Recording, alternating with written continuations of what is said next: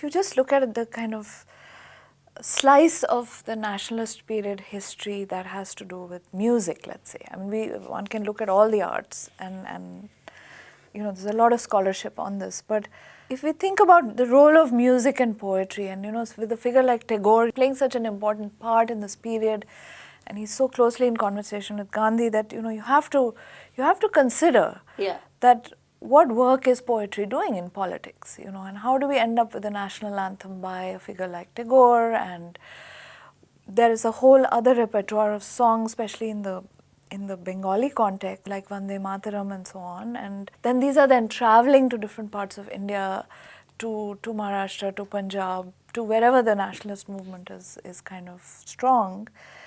And they become anthems of in different registers, with a different kind of tonality, depending on what kind of movements they're being used in. This is not a song that is amenable to any kind of nationalist appropriation. In other words, it is not primarily political in nature. No. I mean, Gandhi is so politically canny that he is able to mobilize people of different religious groups towards an idea of communal harmony or of a kind of integrated sense of humanity and compassionate empathy and so on.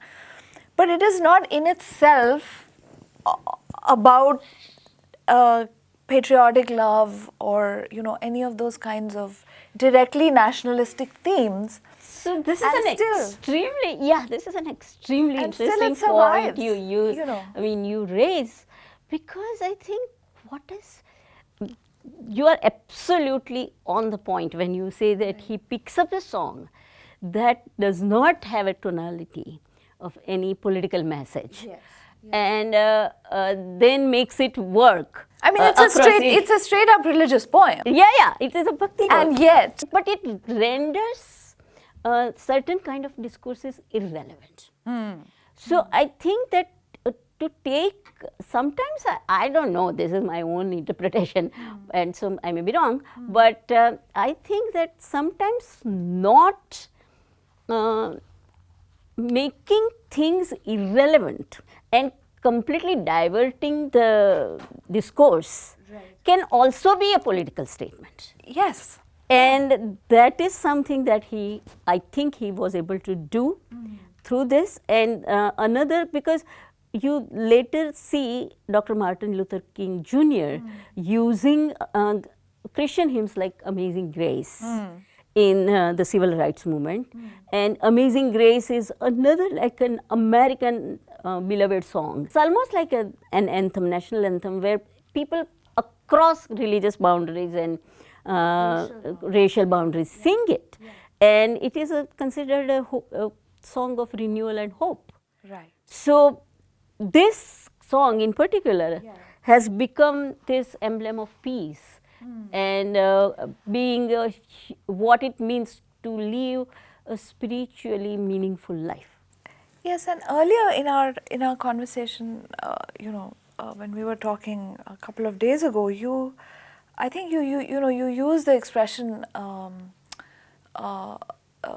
resources, cultural resources for social healing and for social cohesiveness and for building a diverse, pluralistic, inclusive, multi-religious community. And I think in a country like India, I mean, this has been the holy grail in a sense of the modern project.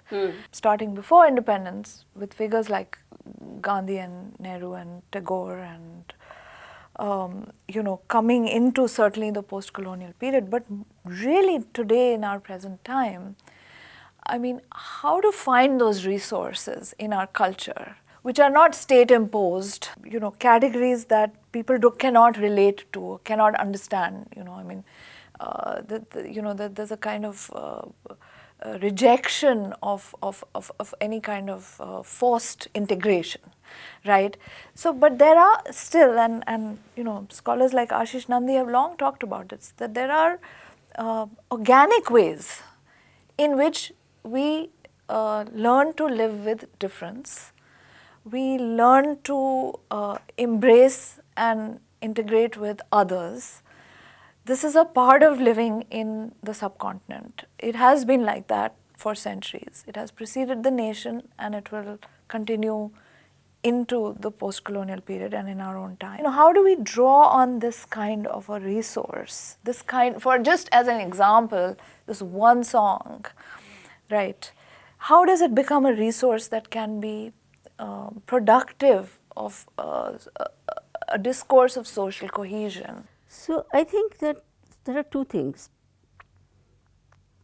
One is that the cultural memory of this has to be kept alive.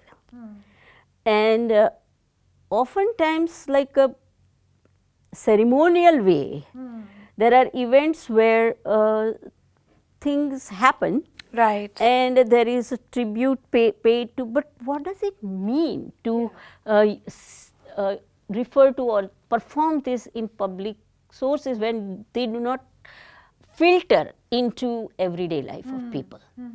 And so Margaret Chatterjee, one of the scholars, major scholars on Gandhi, especially his spiritual life, she has said Gandhi had this real gift for picking up symbols and songs and things that would speak to millions in this land. And I think that all is not lost. I think that there is some kind of skepticism. That was the effort I was trying to make in my course at Ashoka, was that, like, yes, there are a lot of problems, but we don't need to be pessimistic. We have so many resources in our own past and in our own cultural history. If we keep that memory alive and think seriously about them, like, how do they speak to us? They may not speak to us in the same way they spoke to people 2 generations ago. Yes. But they still have the richness to keep opening new layers of meaning. Right. And the more, I think that these are cultural resources that will need to be brought more into, not just like for passing exams and things like that, but more like in conversations of young people, Right. who will be the leaders in the country in the next generation. Those are the people who need to at least be informed, and they need to given an opportunity to reflect on this. They will pick up. I mean, the reason when I first reached out to you, I mean, what happened was that I was at a concert where this song was being sung, and it was organized by Spic McKay, which, as you know, is about arts education for young people, and it was held at IIT Delhi, and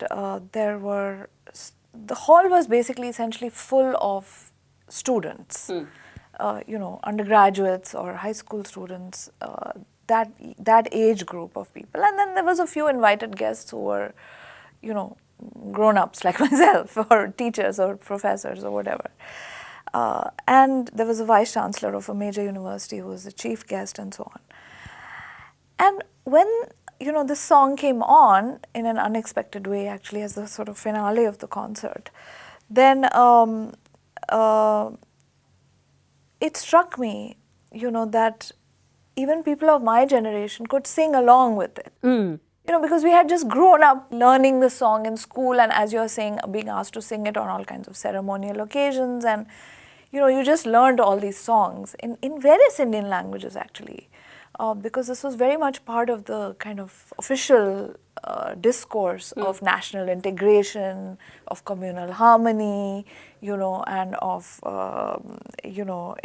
unity in diversity, these kinds of things which the post-colonial Indian state would just simply kind of reproduce this discourse. How do you do it? Well, when you're growing up in Delhi, you still learn at least one Subramanyam Bharati song, and you learn one Narsi Mehta bhajan, and you learn, a song in Assamese, and you learn a song in Marathi, and so on. And these things. You don't know what they mean necessarily. You don't care, and you forget them when you're grown up. But I suddenly that day and the singer was T.M. Krishna, who's a Carnatic singer. So it's not that Gujarati is part of his repertoire either, but he sang the song with a very specific intent because of the political context of that time that we were in, and it struck me that it's possible that the young people in this hall don't know what the song is. They don't know it's Narsi Mehta. They don't know it's Gujarati. They don't know its association with Gandhiji, right? And they don't understand why it's being sung right now in response to what is happening in our environment, where this precise quality of empathic connection with others, with those who are not like us, right, is actually what is going to define us as the best possible versions of ourselves. It's entirely possible that this hall is tone deaf to this richness of meaning, and that really worried me. And then I began to think, is this song still part of our kind of common culture? Is it part of our common sense of living in a plural and diverse society? And is a kind of new majoritarian discourse basically eliding and erasing these kinds of songs. And that's when, when you said to me the other day that it's a necessary resource, actually, especially in these times, and that we have many other such resources, actually across our traditions. Regional, across linguistic boundaries. And many of them may be of a pre-modern, a long time, from centuries. From centuries. They speak to us across the centuries, and sometimes even across continents. And they travel well. They travel well. Because they appeal to people. They appeal to people. So in that sense, you're right that there is hope. Perhaps what one could do is be more conscious and aware that, we have the kind of weapons of the weak available to us, and that it could be a simple thing, like this very sweet little song, by somebody in the 15th century, about whom we know very little, actually, right? There is a very famous Lata Mangeshkar rendering of Vaishnava Jan To. Another one very extremely well known is by Asit Desai and Hema Desai, who are very well known and fabulous Gujarati singers. So the one by Asit and Hema is done by is put on their website with Gandhi's talisman. Vaishnava Jan To, tenere kahiye je, peed parai jaane re, par dukhe upkar kare toye, man abhiman naane re. And the talisman is that I will give you this talisman.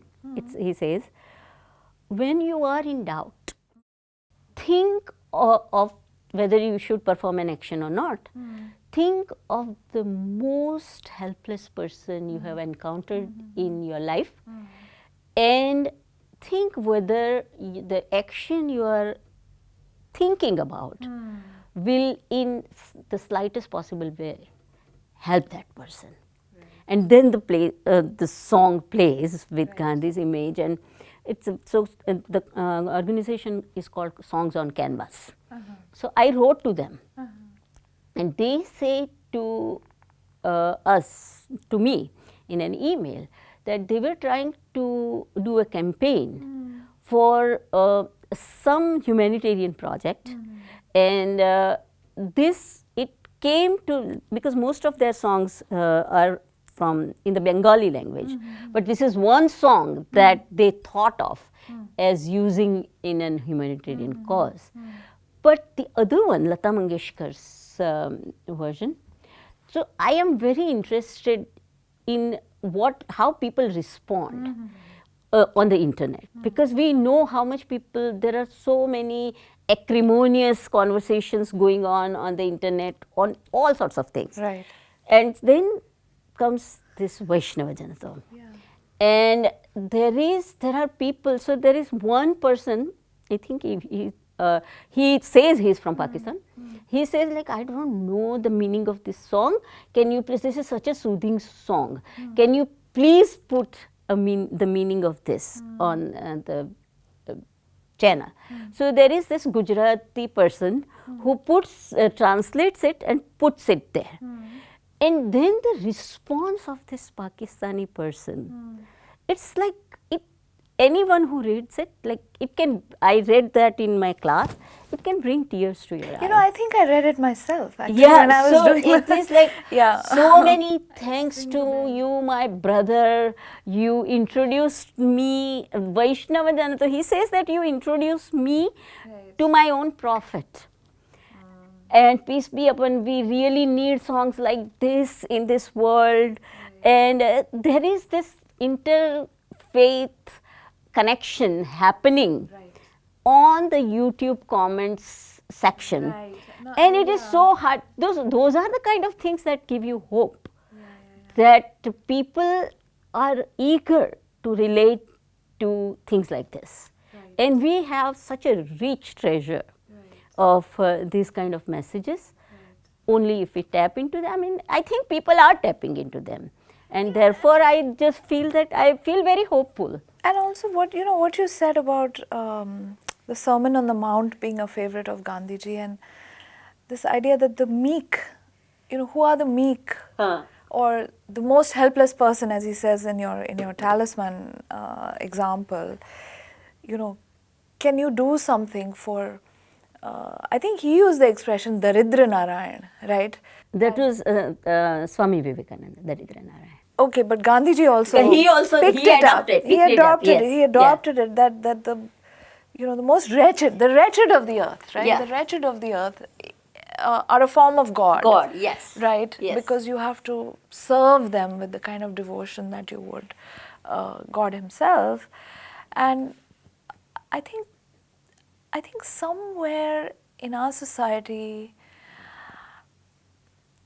this kind of growing impatience with the weakest sections, the poorest sections, the most marginal sections, whatever is in a minor key, the minorities, right? That kind of ability to empathize with those who are most left behind or most in need, in a highly unequal society where you have inequality, rampant, to not be able to relate to the have-nots or the kind of really the most marginal of this entire kind of mass of humanity. I think somewhere that is getting lost. That is getting lost. That ability to take everybody along with you, weak and strong, and not sort of dominate on the basis of numbers or any kind of a majoritarian principle. I think it has been an intrinsic part of Indian life and culture, of Hindu society and culture. It's jeopardized, to put it mildly. So in that sense, whether we take what we take away from this is, whether it's meaningful for us because we think, oh, this is what bhakti is about, or because we think this is what Gandhiji really taught and believed in. For however we make our peace with it, I think it's important to really connect with something like this. And I think it's great that you've made it possible not only to have a biography of this poet, but also a biography of his song. That can be such a healing resource in a time where we need a lot of healing. So thank you, Nilimaji. Thank you so much.